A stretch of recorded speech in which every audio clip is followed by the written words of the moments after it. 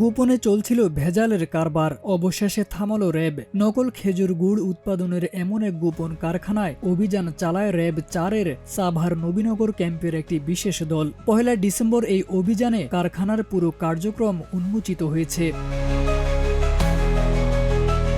RAB জানায় এখানে কাপড়ের রং, ক্ষতিকর কেমিক্যাল, ফিটকিরি, চিনি, আঠা, আখের গুড় ও খেজুর গুড়ের ফ্লেভার মিশিয়ে খাঁটি খেজুর গুড় নামে নকল পণ্য তৈরি করা হতো। প্রতিদিন এসব ভেজাল গুড় বাজারে সরবরাহ হয়ে মানুষের স্বাস্থ্যের ঝুঁকি তৈরি করছিল।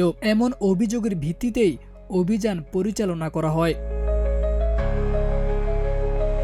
র্যাব 4 CPC 2-এর company commander squadron leader Nazmul Islam বলেন, এসব ক্ষতিকর উপাদানে তৈরি গুড় সরাসরি স্বাস্থ্য ঝুঁকি তৈরি করে। আমরা গোপন সংবাদের ভিত্তিতে এটা হচ্ছে ধামরা এলাকার মধ্যে পড়ছে, খুব সম্ভবত কল্লা ইউনিয়নের মধ্যে আর কি, ধামরা। তো কুল্লা ইউনিয়নের এখানে আমরা এর আগেও শুনেছিলাম বিভিন্ন মারফতে যে হচ্ছে এখানে এরা ভেজাল বিভিন্ন পণ্য উৎপাদন করে, বিশেষ করে গুড় উৎপাদন করে।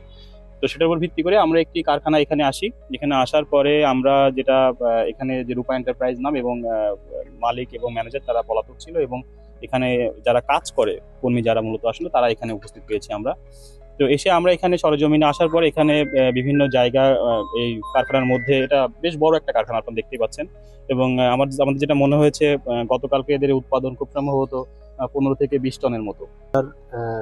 রূপা এন্টারপ্রাইজ নামে একটা গুড়ের প্রতিষ্ঠান, গুড়ের কারখানারা গুড় উৎপাদন করে এবং গুড়ের সাথে তারা আসলে এখানে কোনো গুড়ের অস্তিত্ব নাই, আখের কোনো অস্তিত্ব নাই, এবং কোনো খেজুরের গুড়ের কিছু আমরা দেখেছি সেগুলো খেজুরের গুড়ের কোনো অস্তিত্ব নাই। তারা বিভিন্ন ধরনের রং, কেমিক্যাল, এরপরে আটা, ময়দা এগুলো মিক্স করে পুরাতন গুড়ের সাথে, চিনির সাথে এগুলো মিক্স করে তারা এক ধরনের গুড় উৎপাদন করে, যেটা আসলে দেখতে গুড়ের মতো হলেও এটা আসলে গুড় না। অভিযানকালে মেশিনারি, বিপুল পরিমাণ কাঁচামাল, রাসায়নিক দ্রব্য এবং বহু নকল গুড় জব্দ করা হয়। কারখানায় কর্মরত কয়েকজনকে জিজ্ঞাসাবাদও করে র্যাব। অভিযান শেষে পুরো কারখানাটি সিলগালা করা হয়েছে।